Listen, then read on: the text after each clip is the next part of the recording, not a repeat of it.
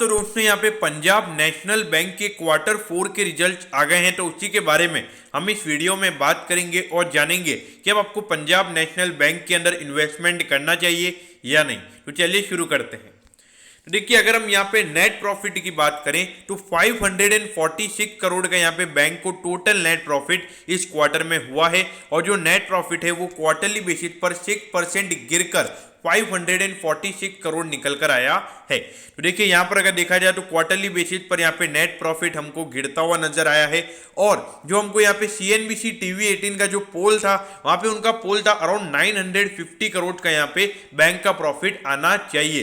तो जो एस्टिमेशन थे उससे यहाँ पे 400 करोड़ का प्रॉफिट यहाँ पे बैंक का कम आया है, यानी कि जो मार्केट चाहता था उससे यहाँ पे कम रिजल्ट आए हैं। मुझे लगता है कि यहाँ पे स्टॉक को थोड़ा पनिशमेंट मिल सकता है। अब इसके बाद अगर हम ईयर ऑन ईयर बेसिस यानी कि पिछले साल के जनवरी से मार्च वाले क्वार्टर से अगर हम कंपेयर करें तो 546 करोड़ का प्रॉफिट अभी कंपनी को हुआ है, जबकि पिछले साल बैंक को इसी सेम क्वार्टर में 596 करोड़ का लॉस हुआ था। तो देखिए, अगर देखा जाए ईयर ऑन ईयर बेसिस पर यहाँ पे रिजल्ट अच्छे हैं, लेकिन मार्केट यहाँ पे चाहता था कि रिजल्ट और अच्छे हैं, क्योंकि अभी इंटरेस्ट रेट इतने अच्छे नहीं है। अभी देखा जाए ज़्यादा डिपॉजिट पे इंटरेस्ट रेट नहीं देना पड़ रहा है बैंक को, तो यहाँ पर मार्केट की एक्सपेक्टेशन थी कि 900 करोड़ से यहाँ पे ज़्यादा प्रॉफिट आए। अब उसके बाद देखिए, यहाँ पे बैंक की प्रोविजनिंग देखिए 69% यहाँ पे बैंक ने प्रोविजनिंग बढ़ाई है अगर हम पिछले क्वार्टर के कंपैरिजन बात करें तो। और जो टोटल प्रोविजनिंग यहाँ पे बैंक ने अपने नॉन परफॉर्मिंग एसेट के लिए की है वो है 5293 करोड़ की।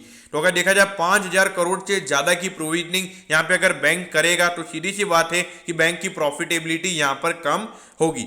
अब बैंक यहाँ पे इतनी प्रोविजनिंग क्यों कर रहा है? क्योंकि देखिए, बैंक का जो ग्रॉस एनपीए का नंबर है वो है 14.12%, यानी कि अगर बैंक ने 100 रुपए का लोन दे रखा है तो उसमें से 14.12 बैंक के नॉन परफॉर्मिंग एसेट है। तो देखिए, अगर बैंक की इतनी प्रोविजनिंग रहेगी तो सीधी सी बात है कि बैंक की प्रॉफिटेबिलिटी नी के बराबर ही बचेगी। और देखिए, ये पिछले क्वार्टर में ये नंबर 12.99% पे था। अब इसके बाद अब ये जो बैंक का ग्रॉस एनपीए का नंबर निकल कर आता है, फिर इसके बाद में बैंक प्रोविजनिंग करता है, तो उस प्रोविजन के बाद भी यहाँ पे जो नेट एनपीए का नंबर है वो 5.73% निकल कर आया। तो देखिए, इतनी प्रोविजनिंग करने के बाद भी अभी बैंक का नेट एनपीए बच रहा है 5.73%, जो कि देखा जाए बहुत ही ज्यादा है। क्योंकि देखिए, आज बैंक ऑफ इंडिया के रिजल्ट आए थे, बैंक ऑफ इंडिया के भी अराउंड 3.5% का उनका नेट एनपीए का नंबर था, तो उससे भी ज्यादा यहाँ पे पंजाब नेशनल बैंक के नंबर हमको देखने को मिल रहे हैं। और देखिए, पिछले क्वार्टर में 4.03% का यहाँ पे नेट एनपीए का नंबर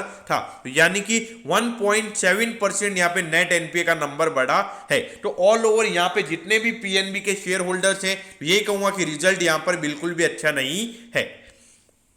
अब ये देखिए, 48,118 करोड़ का यहाँ पे इसका मार्केट कैप है। प्राइस टू अर्निंग रेशियो यहाँ पे नहीं देखा जाएगा, प्राइस टू बुक रेशियो भी नहीं देखा जाएगा। जो हम देखते हैं वो देखते हैं एनपीए का नंबर, और वो यहाँ पे बहुत ज्यादा है। तो यहाँ पे देखा जाए लॉन्ग टर्म के लिए बिल्कुल भी ये फेवरेबल नजर नहीं आता है। अब ये देखिए, अगर आप देखोगे तो 18-19 में बैंक लॉस में था। ऑल्दो अगर देखा जाए तो 2019-20 वाले फाइनेंशियल ईयर से कंपैरिजन में यहाँ पे 2021 वाला फाइनेंशियल ईयर पीएनबी के लिए बढ़िया रहा है। लेकिन जो मार्केट की एक्सपेक्टेशंस है, अगर आप उससे कम परफॉर्म करोगे तो वहां पर मार्केट आपको पनिश करता हुआ नजर आएगा।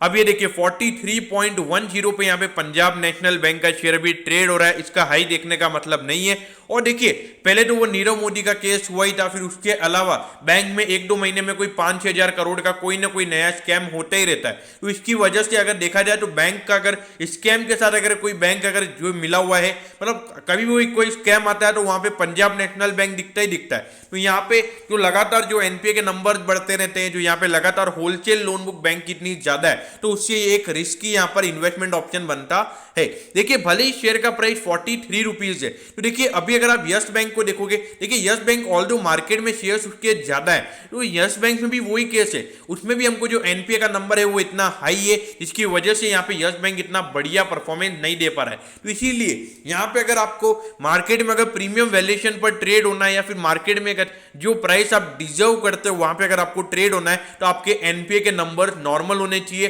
और आपका जो मेन जो लोन बुक है वहां पर होलसेल लोन्स कम होने चाहिए। लेकिन यहाँ पर इनके जो लोन्स है वहां पे तो अगर आप देखोगे 40 to 50% तो होलसेल लोन चाहिए, तो ऐसे में आप एनपीए के नंबर्स आप कम नहीं रख सकते।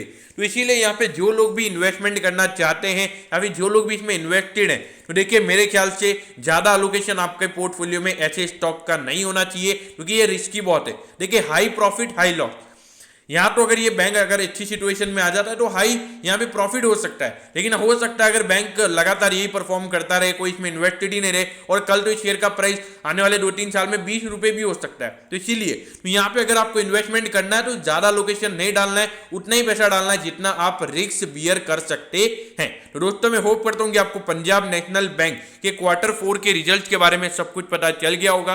अगर आपकी कोई भी क्वेरीज है तो आप कमेंट कीजिए, मैं जरूर आपके कमेंट पर रिप्लाई करूंगा। ओके दोस्तों, thank you, have a nice day.